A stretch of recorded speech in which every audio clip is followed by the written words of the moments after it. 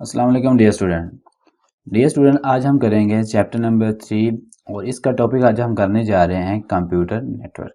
Computer network आखिर हमारे पास होता क्या है?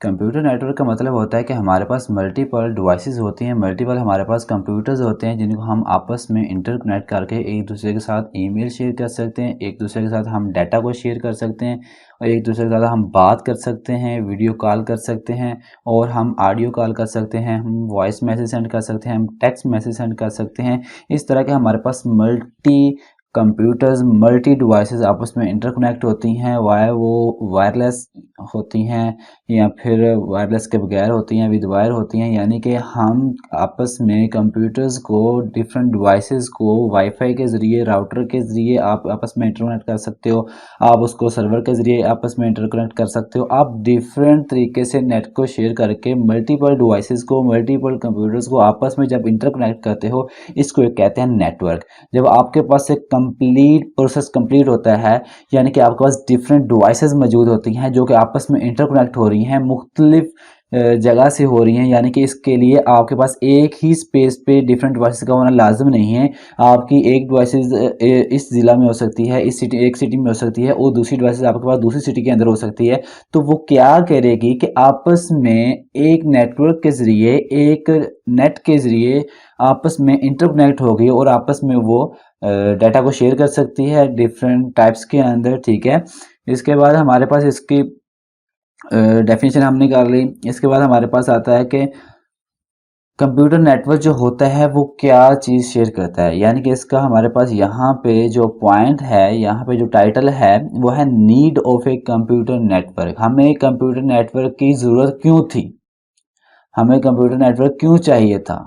तो इसका सबसे पहला हमारे पास आंसर है कि फ़ाइल शेयरिंग। हम कंप्यूटर नेटवर्क के ज़रिए एक जगह से दूसरी जगह पर फ़ाइल शेयरिंग कर सकते हैं। इसकी एग्जांपल हमारे पास बुक के अंदर ये दी गई है कि आपके किसी ऑफिस के अंदर आपने कोई डाटा पुट किया हुआ है, तो आप कहीं और जगह पे बैठे हुए हैं, तो आपने उसको असेस करना है, तो आप उसको किस तरह से असेस कर सकते हैं? तो आप ज़ाहिर सी बात है आप एक डिवाइस के ज़रिए उस डिवाइस तक अप्रोच करेंगे, देन आप वहाँ से डाटा को फेच कर सकते हैं, डाटा को वहाँ से गेट कर सकते हैं। तो इसके लिए आपके पास होना लाजिम है आपस में मल्टी डिवाइसेस का कनेक्शन। तो ये कनेक्शन किस तरह होगा? ये डिफरेंट नेट के ज़रिए होता है। फॉर एग्जांपल हमारे पास यहाँ पे वायर वायर वाला नेट होता है जिसको हम पीटीसीएल का नेट होता है। इसके बाद हमारे पास फाइबर का नेट होता है। डिफरेंट किस्म का हमारे पास यहाँ पे नेट मौजूद हैं। ठीक है, और राउटर हम यूज़ करते हैं, वाईफाई के लिए यूज़ करते हैं, हम सिम नेट का यूज़ करते हैं। यानी कि मुख्तलिफ हमारे पास सिम कार्ड्स होते हैं, जैज़ है, भारत जैज़ होंगे, ये पाकिस्तान के अंदर हैं। ठीक है, इस तरह हम डिफरेंट नेट को यूज़ करते हैं, आपस में मुख्तलिफ डिवाइसेस को आपस में इंटरकनेक्ट करते हैं और हम एक नेटवर्क क्रिएट करते हैं और इस नेटवर्क के ज़रिए हम वहाँ से फ़ाइल एक जगह से दूसरी जगह फ़ाइल हम शेयर कर सकते हैं। इसके बाद हमारे पास नेक्स्ट है हार्डवेयर शेयरिंग। हार्डवेयर शेयरिंग का मतलब होता है कि आप एक सर्वर क्रिएट करते हो, यानी कि आपके पास एक ऑफिस है, आप उस ऑफिस के अंदर आपके पास डिफरेंट सिस्टम मौजूद हैं। आप क्या कर रहे हो कि आपने उसको आपस में शेयर करें, तो आपने क्या करना है कि एक सिस्टम को आपने सर्वर का नाम देना है, यानी कि उस वो जो सर्वर होगा वो तमाम कंप्यूटर्स को असेस देगा और उससे असेस लेगा। यानी कि वो तमाम जो कंप्यूटर्स होंगे, तमाम जो डिवाइसेस होंगी, वो उधर से आपका डाटा को फेच कर सकते हैं। लाजमी नहीं है कि आपका डिवाइसेस के अंदर कंप्यूटर्स ही होते हैं। यहाँ पे आपका डिफरेंट आप यूज़ कर सकते हो, प्रिंटर को यूज़ कर सकते हो, आप कोई स्कैनर यूज़ कर सकते हो, आप डिफरेंट डिवाइसेस को यूज़ कर सकते हो। एक ऑफिस के अंदर रहते हुए एक कंप्यूटर के ज़रिए आप डिफरेंट डिवाइसेस को साथ कनेक्ट करके आप उसके ज़रिए उसका रिजल्ट ले सकते हो।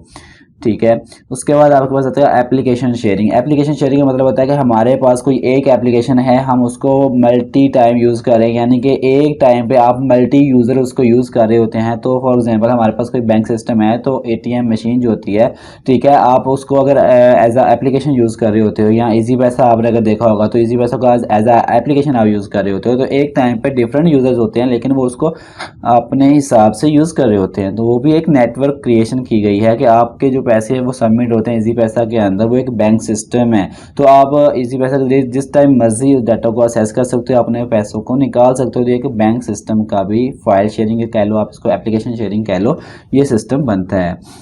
Sharing a single internet connection, इसका मतलब होता है कि आप किसी ऑफिस के अंदर या आप घर के अंदर कोई एक नेट यूज़ करते हो और उसको आपस में शेयर करते हो, यानी कि सिम कार्ड होता है या वाईफाई होती है, ठीक है, ऑफिस के अंदर आप वाईफाई यूज़ करते हो या फिर सिस्टम यूज़ करते हो, एक सिस्टम से तमाम सिस्टम को आप नेट दे रहे होते हो, तो उसको कहते हैं सिंगल इंटरनेट कनेक्शन।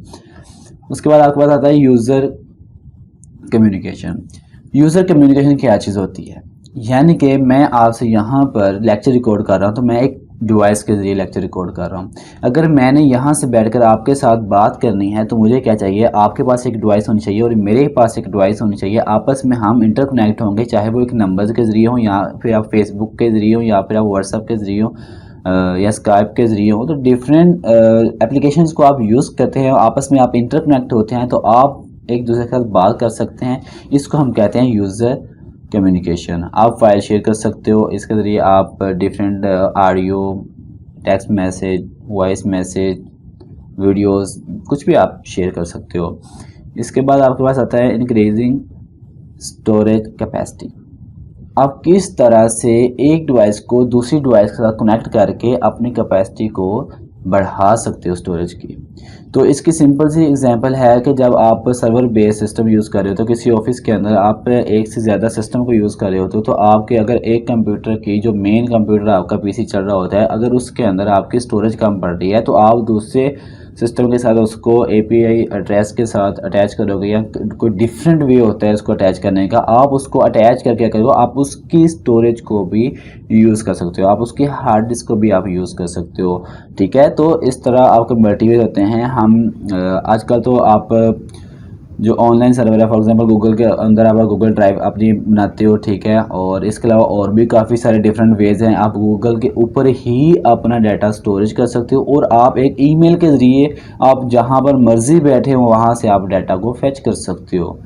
तो आज के लेक्चर के अंदर हमने ये देख किया। नेक्स्ट हमारे पास जो लेक्चर होगा उसके अंदर हम इसका नेक्स्ट टॉपिक करेंगे, क्लाइंट सर्वर से ऑनवर्ड हम स्टार्ट करेंगे। तो आई होप आपको आज की वीडियो काफ़ी समझ आई, काफ़ी इन्फॉर्मेटिव लगी होगी। तो जिन स्टूडेंट ने अभी तक चैनल को सब्सक्राइब नहीं किया वो जल्दी से चैनल को सब्सक्राइब करें और इसको अपने दोस्तों के साथ भी लाजमी शेयर करें।